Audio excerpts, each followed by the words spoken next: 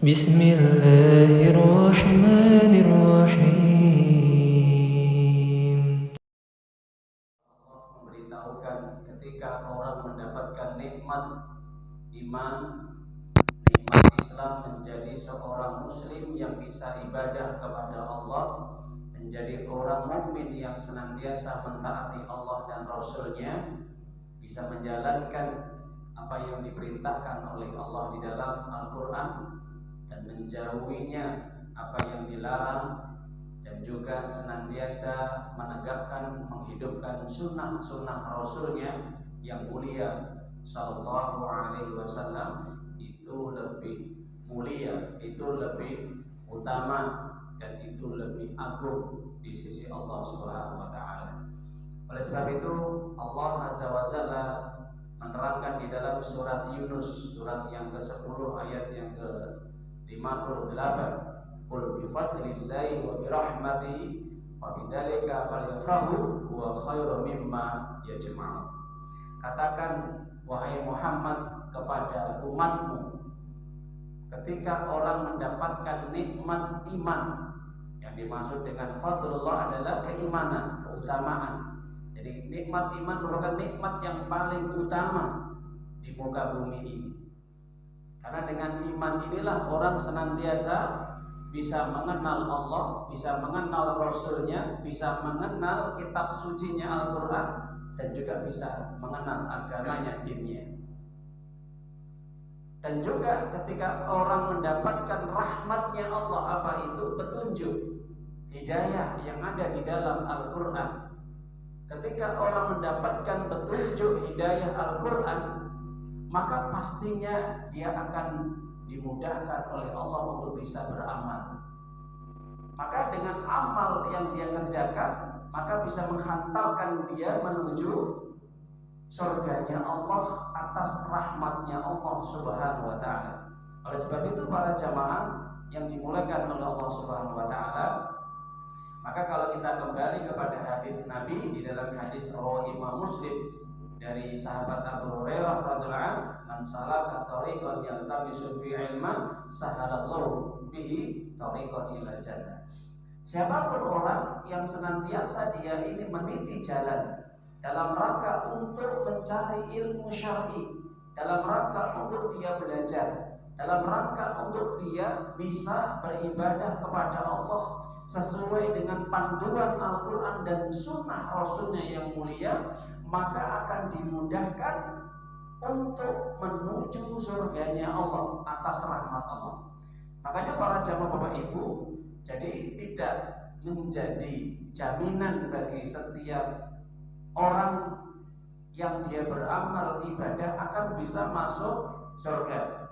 Maka syarat untuk masuk surga ini harus mendapatkan rekomendasi dari Allah, mendapatkan kecintaan dari Allah, mendapatkan rahmatnya dari Allah Subhanahu wa Ta'ala. Meskipun dia ini bisa memahami agama, meskipun dia mengerti tentang agama, meskipun dia banyak beramal ibadah, apapun yang dikerjakan baik yang wajib maupun sunnah, tapi tidak menjadi jaminan dia untuk bisa masuk surga. Kenapa? Andai kata Allah tidak memberikan rahmat, maka dia tidak akan bisa masuk surga. Makanya para jamaah yang dimuliakan oleh Allah Subhanahu wa Ta'ala, kita lihat dalam sejarah, ada orang yang masuk surga ini atas rahmatnya Allah, meskipun dia belum satu pun atau sekalipun melaksanakan ibadah sholat, belum melaksanakan ibadah sholat. Contoh siapa? Sahabat, yaitu Amr bin Zaid. Ketika Mus'ab bin Umair ini berdakwah di kota Madinah, banyak tokoh-tokoh di Madinah yang masuk Islam.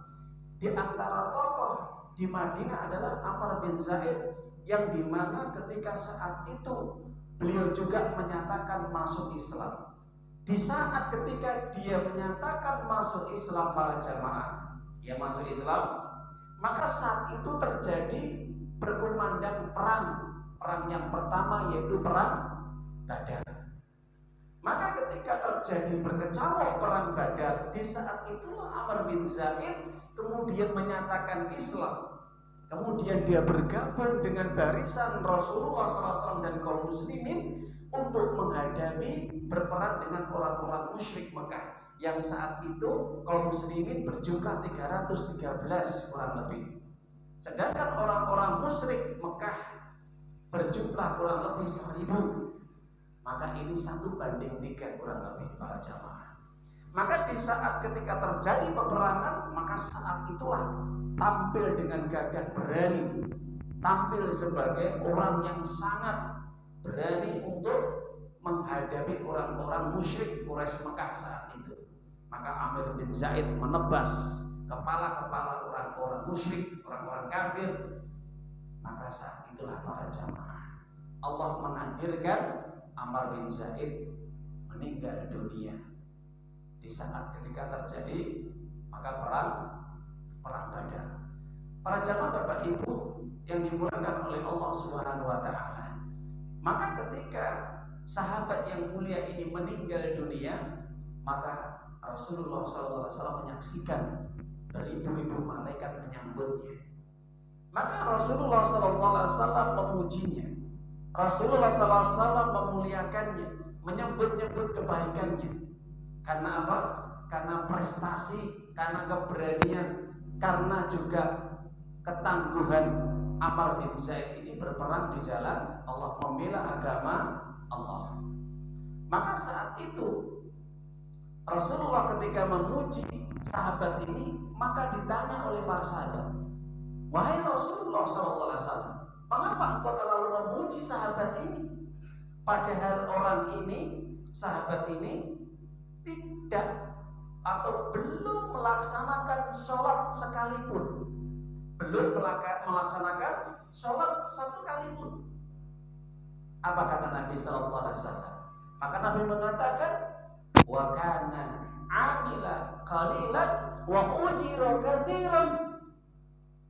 Maka Allah memberitahukan melalui perantara malaikat Jibril alaihissalam bahwa sahabat ini meskipun dia belum sempat untuk melaksanakan sholat, meskipun sekalipun dia melakukan satu amalan yang kalian anggap ini amalan yang ringan, amalan yang sedikit, baru sekali dia perang, dia meninggal dunia, dia mati syahid, masuk surga. Tapi pahalanya besar. Pahalanya besar, kenapa?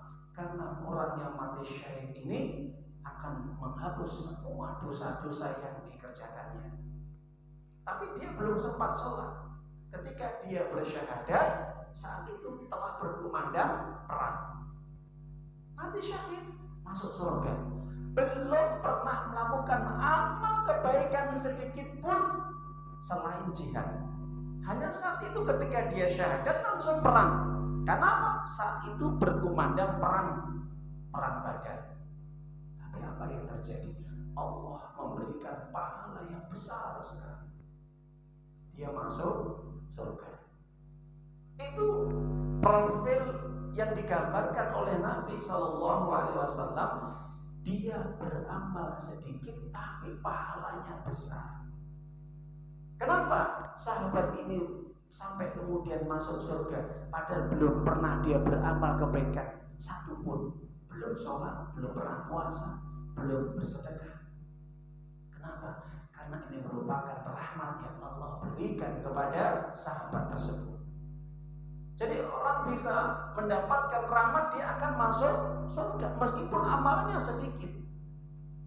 Sebaliknya, ada orang yang divonis oleh Nabi SAW itu masuk neraka meskipun amalannya banyak sekali.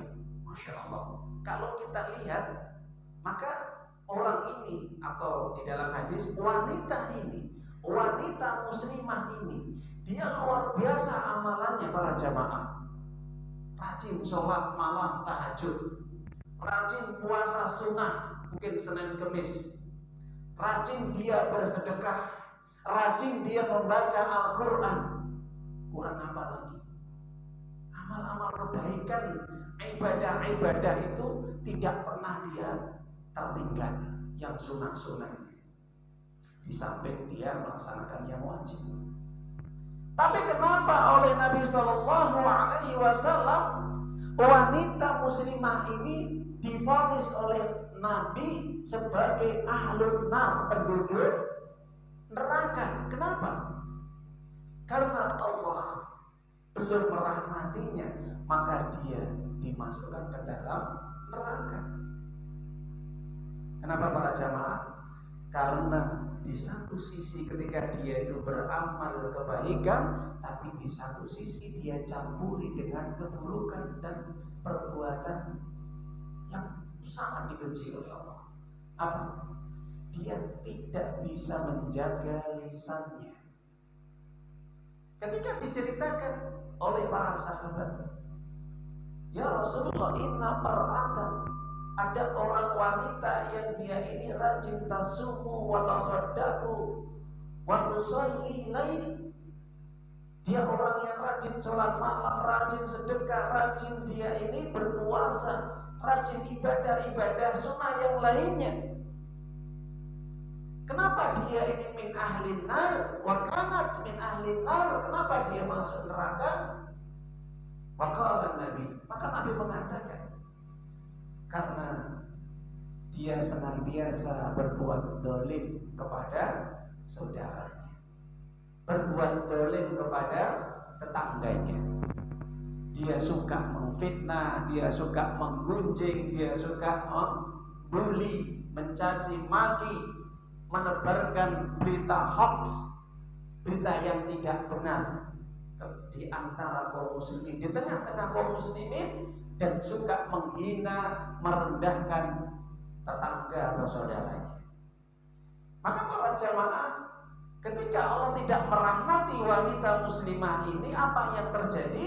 Maka wanita ini divonis oleh Nabi SAW sebagai wahiyya finnar, maka dia masuk neraka. Jadi para jamaah Bapak Ibu yang dimuliakan oleh Allah, maka tidak menjadi jaminan ketika kita banyak beramal kebaikan, beramal ibadah, bisa menjadikan kita sebagai penduduk surga ahli jannah. Kalau Allah tidak merahmati kita, kalau Allah tidak memberikan rahmat kepada kita, semua amal ibadah yang kita kerjakan ini menjadi penentunya adalah apa? Apabila Allah merahmati kita. Siapapun orang beramal, maka para jamaah yang dimuliakan oleh Allah Subhanahu wa taala. Betul kata Allah di dalam surat Yunus, surat yang ke-10 ayat yang ke-58. Qul bi fadlillahi wa bi rahmatihi fabidzalika falyafrahu huwa khairun mimma yajma'un. Katakan Muhammad kepada umatmu, ketika orang mendapatkan iman, Islam dan pemahaman tentang Al-Quran, dirahmati oleh Allah, dia bisa belajar Islam, dia bisa mengaji, dia bisa mencari ilmu, dia bisa ibadah sunnah di samping ibadah-ibadah wajib. Maka apa yang Allah berikan atas rahmatnya, Allah mudahkan dia untuk beramal saleh, maka yang demikian itu kata Allah, hendaknya mereka bergembira, karena itu lebih baik daripada dunia dan seisinya. Ingat para jamaah, jadi kalau orang itu sudah mendapatkan iman, Islam dan rahmat Allah, pemahaman tentang Islam dan Al-Quran, itu lebih baik, lebih mulia di sisi Allah Subhanahu wa taala. Masya Allah. Apa kata? Falyafrahu, hendaknya kita gembira.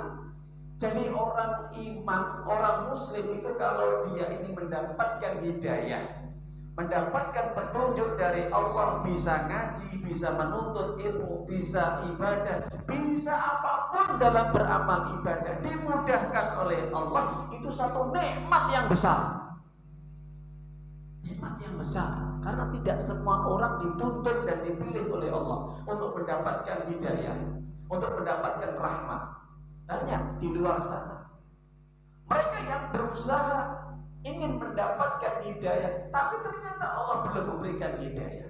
Banyak orang di sana yang mereka ingin beramal tapi dipersulit, ya, tidak dimudahkan dijadikan penghalang antara dirinya. Kenapa? Karena Allah belum memberikan rahmat. Jadi kalau Allah belum memberikan rahmat, apapun yang dikerjakan itu hampa, sehingga mereka tidak bisa istiqomah, tidak bisa eksis, tidak bisa continue. Jadi para jamaah Bapak Ibu, sehingga kebiasaan-kebiasaan yang jelek-jelek, kebiasaan yang buruk, yang melanggar aturan Allah itu masih dikerjakan. Makanya kalau kita kembali kepada hadis Nabi, wanita muslimat bisa masuk neraka padahal amalnya banyak sekali, kebaikan-kebaikan. Coba kalau Allah tidak merahmati, masuk neraka. Pernah Rasulullah menjelaskan, tidaklah di antara kalian akan bisa masuk surga meskipun kalian banyak beramal, meskipun kalian banyak berbuat kebaikan. Aduh, wala anta ya Rasulullah. Para sahabat bertanya kepada Nabi, begitu juga dengan Anda wahai Rasulullah, apakah Anda juga bisa selamat? Apa kata Nabi? Betul, bala illa ayyatakallahu bifadli wa rahmatihi. Tetapi Allah telah memberikan rahmat kepada diriku dan memberikan keutamaan bahwa aku sudah menjadi ahlul jannah. Aku menjadi Sayyidul Ahlul Jannah, pemimpinnya para penghuni surga. Karena Allah memberikan rahmat, kalau Allah memberikan ampunan kepada diriku, semua dosa-dosa diampuni oleh Allah. Mulai dosa yang telah lalu dan dosa yang akan datang, itu menjadikan rahmat bagi diriku.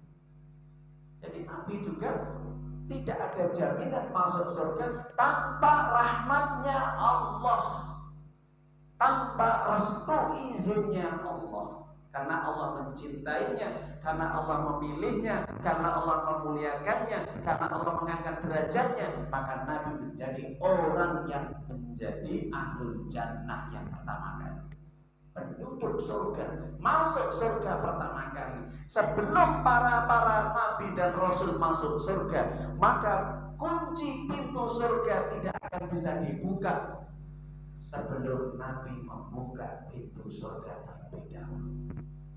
Para jamaah Bapak Ibu yang dimuliakan oleh Allah Subhanahu wa taala, maka Nabi mengatakan, nahnul akhirun wasabiqun. Meskipun kami, kata Nabi, adalah umat yang terakhir, tapi kami akan masuk surga terlebih dahulu. Di dalam hadis rawahu Imam Muslim. Jadi meskipun Nabi adalah umat yang terakhir, Nabi yang terakhir, tapi Nabi memberikan janji kepada seluruh umatnya yang mengikuti syariat Islam yang dibawa oleh Nabi, ketika nanti masuk surga, maka masuk surga dulu sebelum para nabi dan umat-umat mereka masuk surga. Masya Allah, itu rahmat yang Allah berikan para jamaah. Maka kita harus berbangga menjadi orang mukmin, menjadi orang muslim, yang dimana kita masih diberi hidayah oleh Allah, dituntun oleh Allah untuk bisa mendapatkan ilmu, mendapatkan hidayah, bisa beramal. Ya ayyuhalladzina amanu ittaqullaha haqqa tuqatih wa la tamutunna illa wa